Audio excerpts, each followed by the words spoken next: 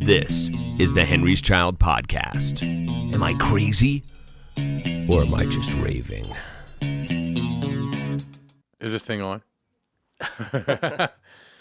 So, Sebastian, I would like to hear a little bit of your backstory, and we'll move into what's going on currently, and even listen to what you're doing these days. And I'm going to call you Bash. That's fine. Because you're Bash to me. So. Right. So just to put in context, when you hear me say Bash, I'm talking about Sebastian. So anyway, so give me a little backstory about, your whole music, upbringing and getting into music and how that went. Well, I started off playing music in Eugene with Colt and Chris. And so we're talking about Colt and Chris from Northwest Royale yeah. and Sweater for an Astronaut. Mm-hmm. I was introduced to them through, Brian Hafer and who was the guitarist for Matt Edgar. Who was the guitar player of Matt Edgar. Yeah. When Matt Edgar had the second lineup change on there, but the first, he was originally in Matt Edgar the bass player, and he did great at both instruments. So, but yeah, I started off playing with those cats, good people to play with. Yeah. Life decided to change my direction from Eugene up to Portland, and I moved up to Portland, and and pursued what my musical career up there too as well. And right. So I was part of some really good projects. Probably one of my favorite well-known projects was Dark Cloud 9, and I played with Keith Merrow.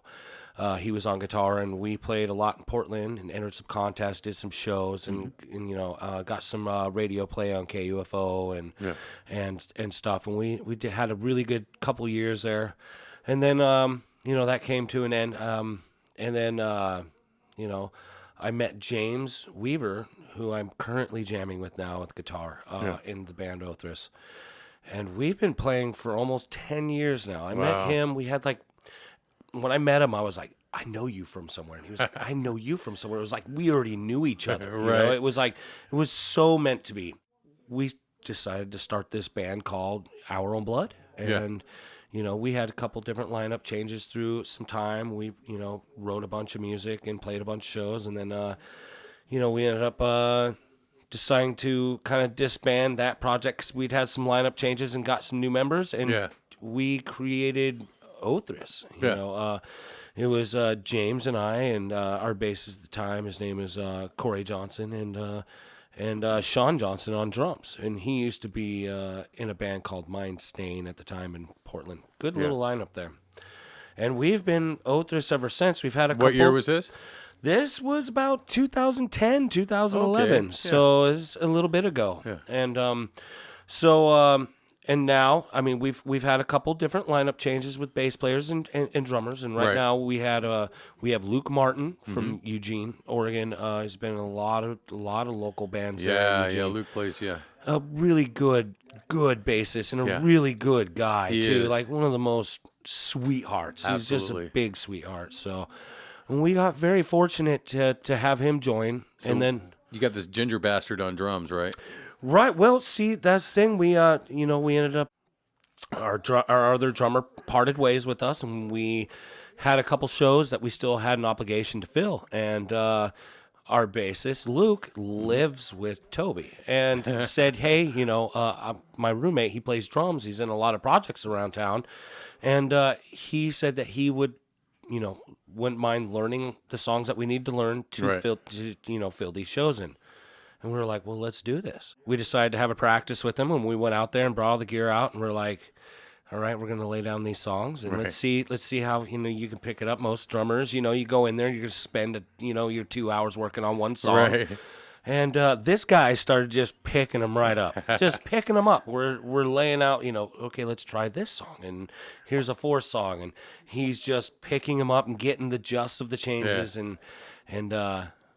And it's been a blessing because he has started filling in, and we've decided to start chipping at him, being like, hey, why don't you become the newest member, of Othrys here? Right.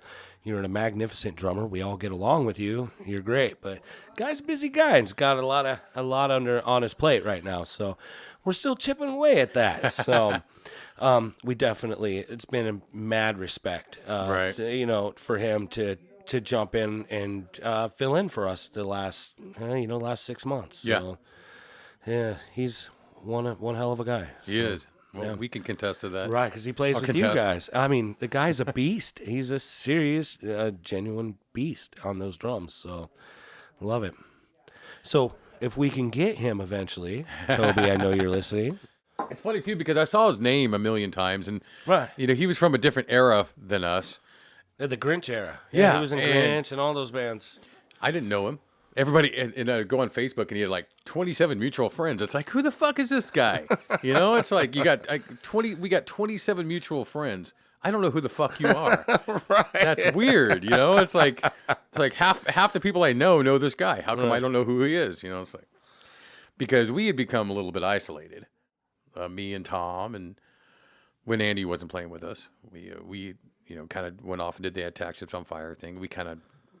And then we kind of wound our way up here to Salem just because of ease. Right. With the rest of the band members, when Doug was playing with us and Brian. And it just, we weren't part of the scene anymore. Everything else we'd ever done, it's like we kind of floated out into no man's land. All the stuff that came up behind us in the 2000s, it's like, we didn't really know, didn't know who Toby was.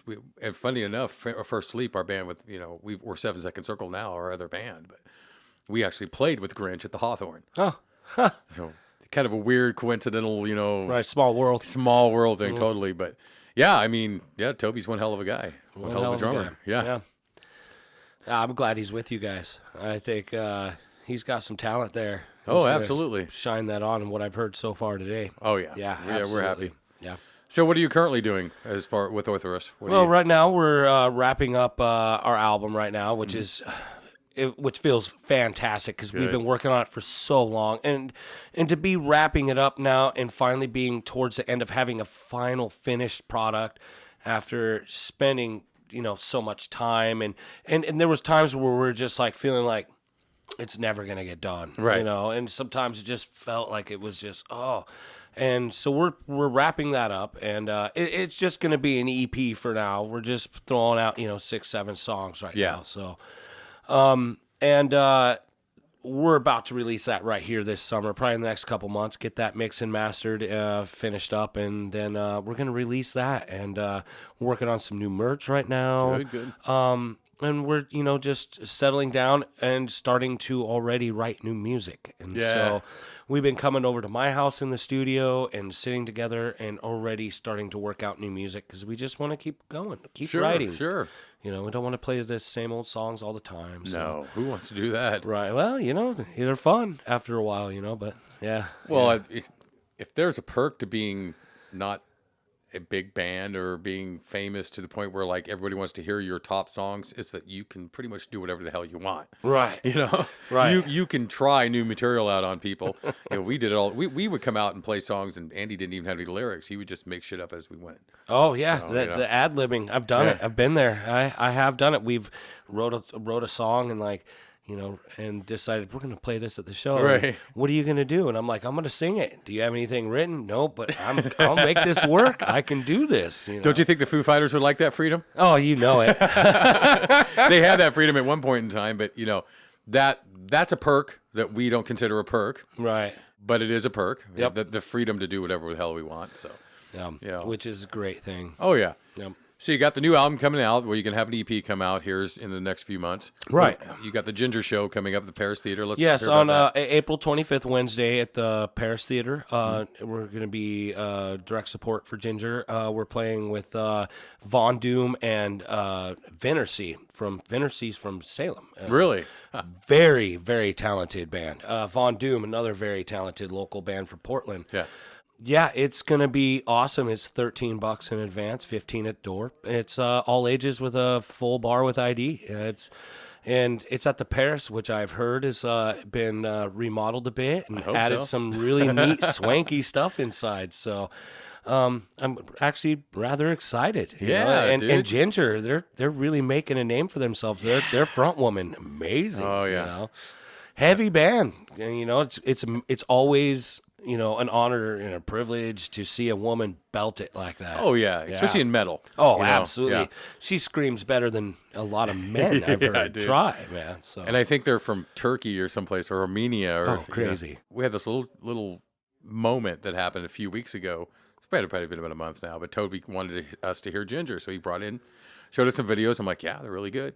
And then lo and behold, like a couple weeks later, you guys are you got the spot playing with Ginger in Portland. How random is that, Right. Yeah. And I thank Derek for that. Derek was the one who ran Rock Hard PDX and booked all the shows and stuff there. And even though the PDX Rock Hard isn't there right now, he's still booking shows. So, he's helped us out a lot too. He's been a good help for us. And, a lot of respect goes out to Derek. Oh, absolutely.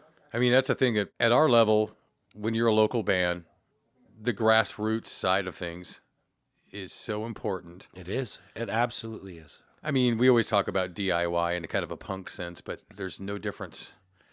We are DIY. We do everything ourselves. You guys are DIY. You do everything yourselves. We get out there. We hit the ground. We do what we got to do to play. Right. We connect with other bands, and it's a community. See, I think that's what's important about the music scene. I know a lot of musicians in the country have asked, what made Seattle so successful. And I think this relates back to why Eugene's music scene was so successful in the 90s, was that there was a brotherhood among bands. And like you were talking about earlier, but there was still that little bit of rivalry, which makes everybody better because it kind of still trying to one-up each other. But there was still a love and a mutual respect for everyone. Right. And that is a huge, huge role that plays in having a good, healthy music scene. When you are in a city and all the bands, it's just competition. They're all bumping heads and talking crap about each other. It's just super unproductive and unsuccessful for everybody. Oh, I agree, 100%. And you don't see that very much anymore. And that's why, like Eugene's music scene in the 90s was so good and thriving. And even recently with the Portland scene, I mean, the Portland scene right now, a lot of the bands up here, we're all brother bands and we all barbecue together. Yeah.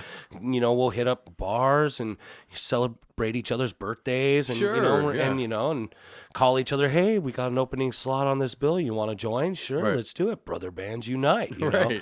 I think personally that makes the music scene to me healthy and so much more that the reason why I want to be a part of it. Yeah, absolutely. Yeah, it's a community.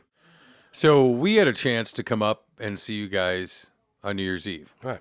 You're playing the last show at the Ash Street Saloon in Portland, which has been an institution for years and years and years. So what are your thoughts on that? Well, the Ash Street was Othrys' home for a long time. Yeah. That was our venue. I loved all the staff that worked there. Barrett was an amazing man. Heather. And Heather as well. Heather is one of the most hardest working sound women there was in Portland, who had to deal with a lot of bands. She dealt with punk and metalheads and drunk people and stuff. But it was one of my favorite places to play. I mean, Heather was a great sound woman, and she, once that sound was dialed in, it was great all the time, always good sound, and. It was downtown Portland. I mean, there's not too many venues smack dab downtown Portland anymore. You got Dante's, which doesn't really host too many local metal anymore or rock and roll. Nobody Lost Their Bodies. And, right. Yeah. So, I mean, as you look downtown, I mean, it's not much there. And that was a staple. I mean, I had so many good times in that place. Yeah. The last night, we got to shut that down, New Year's Eve. Was probably one of the highlights of my life, at least if, we were really sad to see the Ash Street go, but we got to be a part of this special thing with all the other bands that were there. Right. And, close the Ash Street down on a really high note. It was packed during too. New Year's Eve. Yeah, it was actually, I was told it was sold out, and there were one in, one outing people exactly at the door. What it was.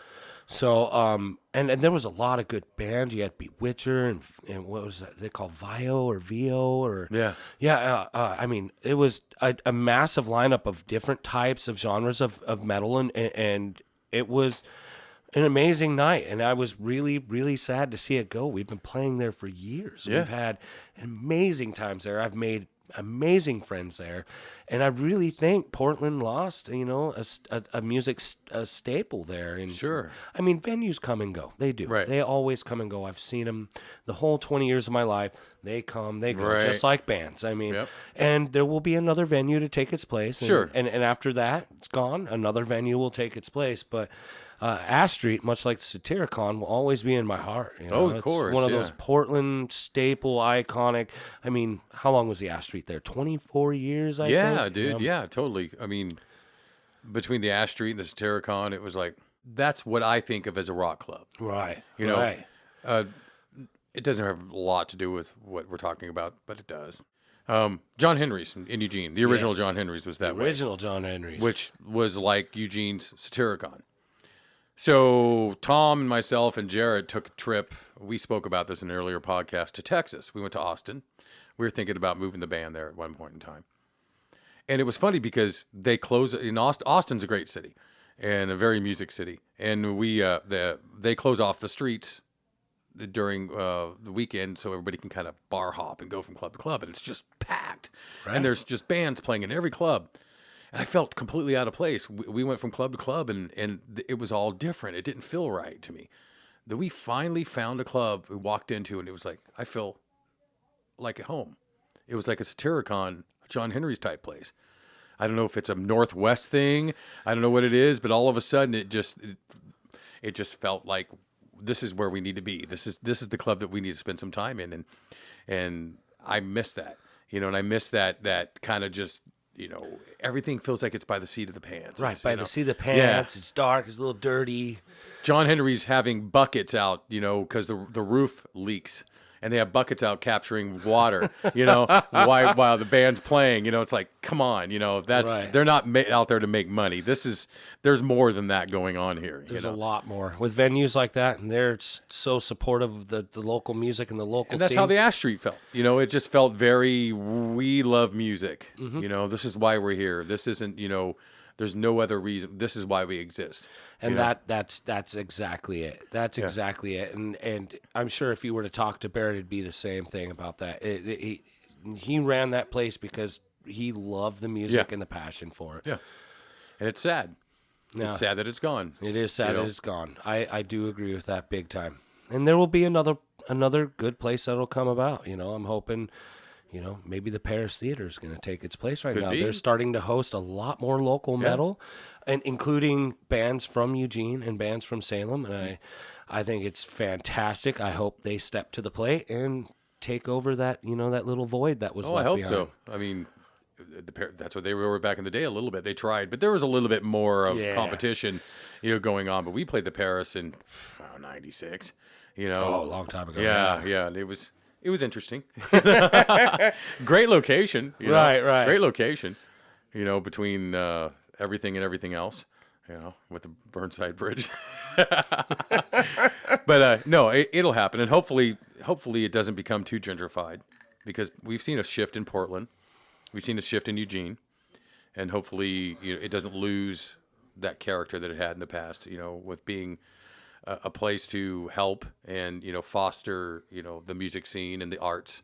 And we don't want to lose that. You know? Yeah, we don't want to lose that, and it seems like lately they're coming, you know, less and less to come by. So, and I'm hoping it's just, you know, I'm a firm believer that everything comes in waves. There's always a peak, you know, and then that might drop down a little bit, and there's going to be another peak. But, you know, I've been doing this for 20 years. I've seen it come and go, and you know, it hasn't stopped me, and I still see it thriving. You know, Sure. So, Yeah, we're gonna do it no matter what, right? right, you know it. So we're gonna hear a track. Yes, we're going to hear Retrograde by Othrys. Yeah. It is a track about making your own decision if you're terminally ill, to make your own decision if you want to die or not. It's very Oregonian. It is a very Oregonian song, absolutely. It's a very, you know, it's a touchy song, but Right. it's there, you know, and it's, you know, I like to sing about things that, you know, a lot of people want to ignore. So here's Retrograde by Othrys.